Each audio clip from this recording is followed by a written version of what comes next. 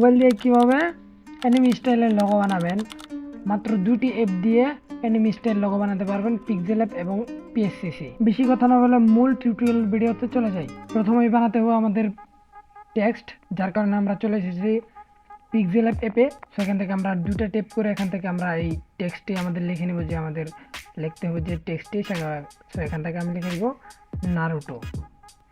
লেখার পর এখান থেকে ডানে ক্লিক করবো। ডানে ক্লিক করার পর টি অপশনে ক্লিক করলে একদম এটা বড় হয়ে যাবে, ক্যাপিটাল লেটার। সেখান থেকে ক্যাপিটাল লেটার হওয়ার পর এ অপশনে ক্লিক করবো। এই যে এতে ক্লিক করার পর এখান থেকে দেখতে পারবেন এবি ফ্রন্ট।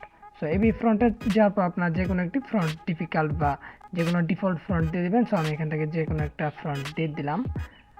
সো আপনার ফ্রন্ট আপনাদের মতো দিয়ে দিবেন, যেটা আপনাদের ভালো লাগবে। এখান থেকে আপনারা কী করবেন, যে দেবেন, যে ট্রান্সপারেন্ট ব্যাকগ্রাউন্ড দিয়ে পরে আপনারা সেভ এজ ইমেজে ক্লিক করে এখান থেকে পিএনজি কোয়ালিটি করে দেবেন, আলট্রা ডিফল্ট থাকবে, আলট্রা করে এখান থেকে সেভ করে দিবেন।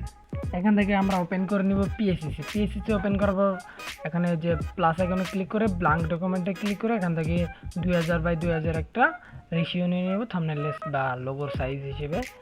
এখান থেকে আমরা থাম্বনেলের লোগোর সাইজটা পেয়ে গেছি। এখান থেকে আমরা করে দেব এন্ড অপশনে গিয়ে ফিল অ্যান্ড স্টকে করে দেওয়ার পর এখান থেকে আমরা হোয়াইট নিয়ে নিব। হোয়াইট নেওয়ার পর এখান থেকে আমরা আমাদের যে ক্যারেক্টারটি আছে ক্যারেক্টারটি নিব। সো ক্যারেক্টারটি নেওয়ার আগে আমরা নিব এখান থেকে যে আছে, যে টেক্সট আছে আমাদের টেক্সট। সাদা কালার হওয়ার জন্য কিন্তু টেক্সটটি দেখা যাচ্ছে না। এখান থেকে আমরা সিলেক্ট পিক্সেল করবো টেক্সটটি। সিলেক্ট পিক্সেল করার পর এন্ড অপশনে গিয়ে এখান থেকে গ্রেডিয়েন্টে ক্লিক করে দেবো। যদি আমরা গ্রেডিয়েন্ট ক্লিক করি দেখতে পারবেন এরকম একটি গ্রেডিয়েন্ট, যেটা আমি আগে থেকে বানিয়ে রাখছি। কোডগুলো আপনারা দেখতে পারেন কীভাবে কী করছি। প্রথমে লাল দিছি, তারপরে যে অরেঞ্জ কালার দিছি, একদম যে সাধারণ যে লালটা আছে আমরা শুধু স্যাচুরেশনটা বাড়ালে যে লালটা পাই সেই লালটাই দিয়ে দিয়েছি, এবং কি ইয়েলো কালার দিয়েছি। এখান থেকে আমরা কিন্তু এটা করে নিয়েছি। তো এখান থেকে আমরা কী করে দেবো, এমটি লেয়ার পর আপনারা, আমি এই ভিডিওটা একটু করবো না, স্পিড করে দেবো না, একদম স্মুথ করে দেবো আপনারা যাতে বুঝতে পারেন। আপনারা চাইলে 1.5 স্পিডে ভিডিওটা দেখতে পারেন। এখান থেকে স্টক দিয়ে দিলাম, আমি স্টক দেওয়ার পর ওকে করে দেবো।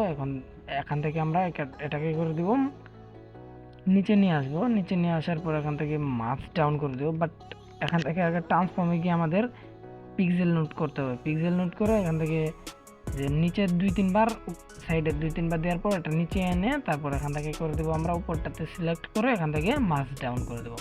মার্কস ডাউন করা শেষ। তো আমরা এখান থেকে নিয়ে আসবো যে ক্যারেক্টারটা আছে ক্যারেক্টার। সো আমরা যেহেতু এনিমি ক্যারেক্টার বানাবো, এখান থেকে আমরা ক্যারেক্টার নিব নারুটো।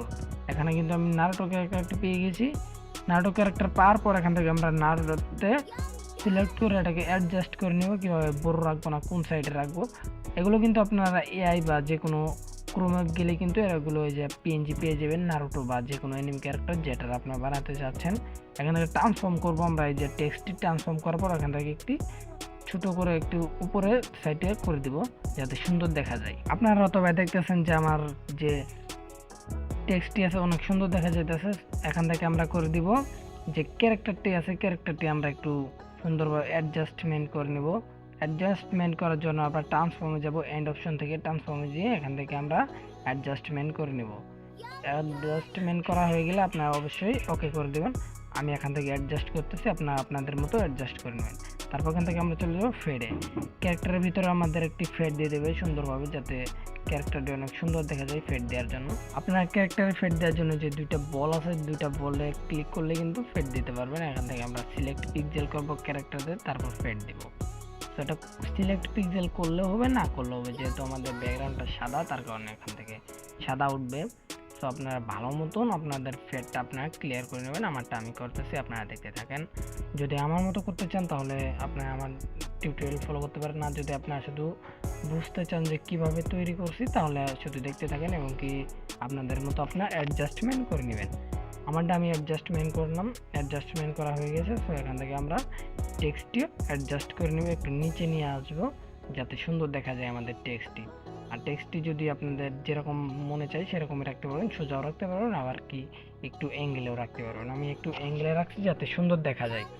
এখান থেকে আমরা আবারও প্লাস এখানে ক্লিক করে যে নারুটোর ক্লেন নিয়ে আসবো, যে উজুমাকি ক্লেন যেটা আছে সেটা নিয়ে আসবো। সেটা নিয়ে আসে আমরা এখান থেকে ডান করে দেবো। এখানে অ্যাডজাস্টমেন্ট প্রথমেই করে নিয়ে নেবেন, হয়ে গেছে আমার ডান। আমরা যে নারুটোর যে ক্যারেক্টার আছে এটাকে আমরা ডুপ্লিকেট করব। সবার উপরে টেক্সট রাখার পর এটা নারুটোর লেয়ারটা ডুপ্লিকেট লেয়ার করে দেবো। করে দেওয়ার পর তারপর নিচের লেয়ারটা একদম বড় করে দেবো। বড় করে দেওয়ার পর এক সাইডে নিয়ে যাব। নিয়ে যাওয়ার পর কোনো অ্যাঙ্গেলে রাখলে রাখতে পারেন বা সোজাও রাখতে পারেন। আমি একটু অ্যাঙ্গেলে রাখছি। সো এখান থেকে আমি কি করব, এই যে নারুটো ক্লেন আর যে ওর যে পিএনজি আছে যেটা ডুপ্লিকেট কলম, এই দুটা কিন্তু আপনারা অ্যাডজাস্ট করে মাস ডাউন করে দেবেন। মাস ডাউন করে দেওয়ার পর এখান থেকে আপনারা করে দেবেন এখানে ব্লেন্ডিং মোড থেকে অপাসিটি একটু কমিয়ে দিবেন। অবশ্যই আমার স্ক্রিনের টাচ আপনারা দেখতে পাচ্ছেন। আমার কথা থেকে আপনারা আমার এই স্ক্রিনের টাচের মুখ একটু খেয়াল করেন, তাহলে কিন্তু আপনারা ভালোভাবে বুঝতে পারবেন যে আমি কিভাবে কি কোথায় কি এডিট করতেছি। আমি এখানে যতগুলো এডিট করতেছি একদম সিম্পল ওয়েতে এডিট করতেছি, কোনো বাড়তি কোনো অপশন নাই বা আমি কোনো ঝামেলার কোনো কাজই করি না। এখান থেকে ড্রপ শেডও দিয়ে দেবো। এই আমাদের এর ভিতরে টেক্সটের ভিতরে ড্রপ শেডও দিলেই মনে করেন যে টেক্সট যেটা আছে একদম সুন্দর হয়ে যাবে। আমরা এখান থেকে ব্লাডটা মাইনাস করে দিয়ে এই যা যা আছে এগুলো বাড়িয়ে দেবো। সো এখানে 2-3 বার দিবেন আপনার মতে যতটুকু ভালো হবে আপনি অতটুকুই দিবেন। আমার মতে আমি 2-3 বার দিয়েছি। এবং কি এখান থেকে একটি 90 ডিগ্রিতে দেবো। প্রথমগুলো দেবেন 45 ডিগ্রিতে, পরেরটা দেবেন 90 বা 92-এ মাঝামাঝি রাখলেই হবে। এখান থেকে 5 ডিগ্রি করে দেবো, 5। তো এখান থেকে হয়ে গেল আমাদের ড্রপ শ্যাডো দেওয়া। এখন আর কিছু কাজ আছে যেগুলো করলেই মনে করুন যে একদম সুন্দর হয়ে যাবে লোগোটি। দেখতে পাচ্ছেন একদম পারফেক্ট একটি লোগো হয়ে গেছে। এখান থেকে সেভ করে দেবো, ডান অপশনে ক্লিক করে।